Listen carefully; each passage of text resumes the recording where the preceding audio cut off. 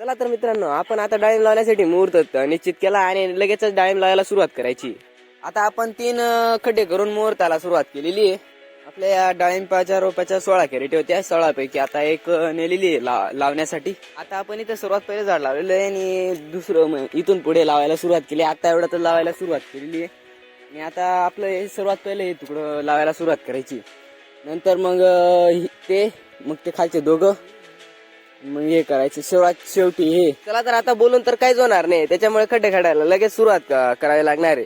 एक एक करून आपण सर्व खड्डे खणून टाकू. आता खड्डे खणण्यासाठी आपण खून करून घेतलेले आहे. आपले खड्डे कुठे पण येत आहे, काही बाऱ्यांवरती पण येत आहे, काही आपले जे सारंगी असतात सारंगीच्या जे वाफे असतात वाफ्यांवरती पण आलेले, सारंगींवरती पण आलेले, कुठे पण आलेले. आता बघा मी आता तिथं बाऱ्याच्या शेजारीच फोडायला सुरुवात केलेली आणि काय तर डायरेक्ट आपण जिथं बारा देतो डायरेक्ट बाराच्या आत मत झालेली. तसं आपलं एक तुकडा आहेच, खूपच पातळ कांदे त्याच्यामध्ये. त्या तुकड्यामध्ये आपण हे जे उपडलेले कांदे खड्ड्याचे ते तिथं ठेवून घ्यायचे आणि हा आपला पूर्ण दिवस खड्डे खणण्यातच जाणार आहे, तोही बिना विश्रांती घेता.